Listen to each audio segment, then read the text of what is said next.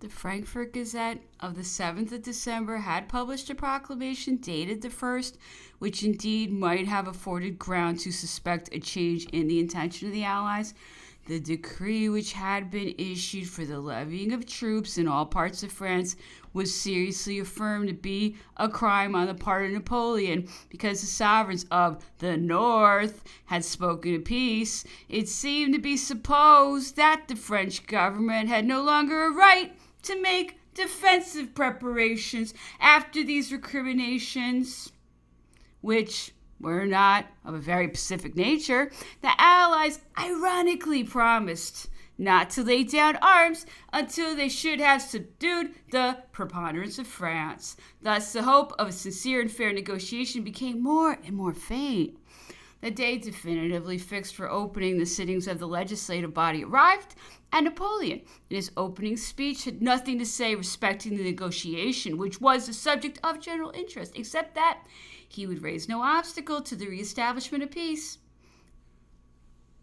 It became daily more and more evident that about the end of November, a change had taken place in the policy of the Allies. Russia and Austria had deemed it sufficient to confine us behind the Rhine, but this was not enough for England. She refused to leave us in possession of Antwerp and the coast of Belgium. The English were well informed of the discouraging circumstances with which Napoleon had to contend in Paris, the defection he had experienced in Holland, and the vast conspiracy that was hatching in France. They therefore conceived a hope of more complete success than that with which the Allies would have been satisfied at Frankfurt, until the page of history shall reveal the secret causes which suggested new pretensions to the Allies. We must content ourselves with remarking that this change certainly took place in the brief interval between the overtures made to M. de Saint-Aignan and the definitive reply of the Duc de Vicenza. All at once, the Allies determined on resuming the offensive and marched into the heart of France to dictate the peace for which they had first intended to negotiate on the banks of the Rhine. But however great might have been the encouragements and assurances given by England, the Allies still retained such an idea of our resources that they conceived they could not undertake the invasion of the French territory, but by the help of immense forces. The operation of the passage of the Rhine alone intimidated them to such a degree that they saw no means of eluding the difficulty except by violating the neutrality of Switzerland. On the 18th of November, the Helvetic Diet demanded that the Swiss territory should be respected. Extraordinary deputies were sent to Paris and Frankfurt, bearing the protest of the Diet against any violation of the limits of Switzerland.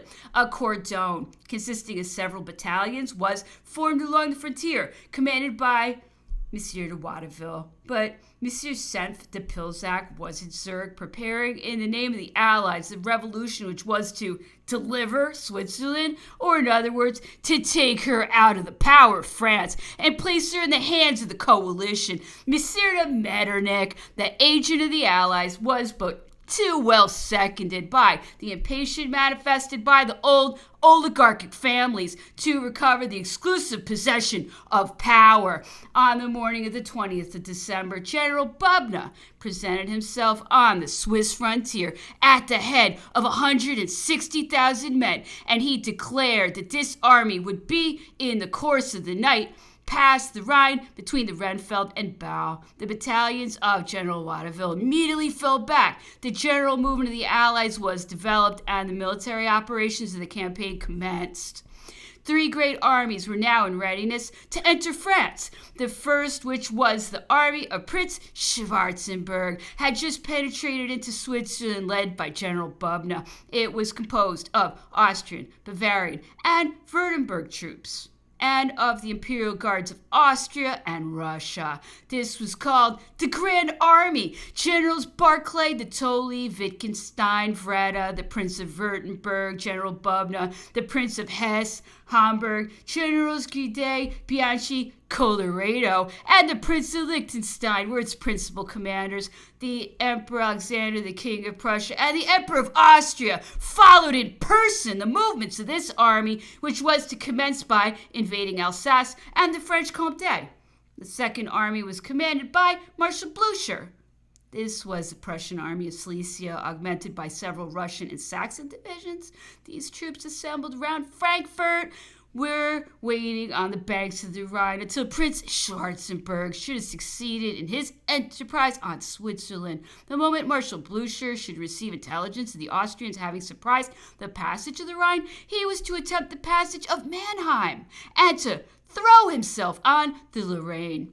Generals St. Priest, Langeron, York, Sackett, and Kleist were Blucher's lieutenants. The Third Army composed of the troops of the Prince of Sweden, the Russian Corps of Generals Vorontsov and Vincent-Goroda, and the Prussian forces of General Bülow had just passed through Hanover and Hesse and had destroyed the Kingdom of Westphalia. This army, augmented by the English forces of General Graham, was destined to take Holland and afterwards to penetrate into Belgium. The Allies had determined not to halt before our fortified places and to pass over all our old lines of defense. There was to be a general hurrah and a march to Paris. On the 21st of December, the Allied sovereigns published at Lerac the proclamations which gave the signal for the commencement of hostilities. The intelligence of Prince Schwarzenberg's entrance into Switzerland reached Paris a few days after the opening of the legislative body. From that moment, every hope of preserving peace was at an end.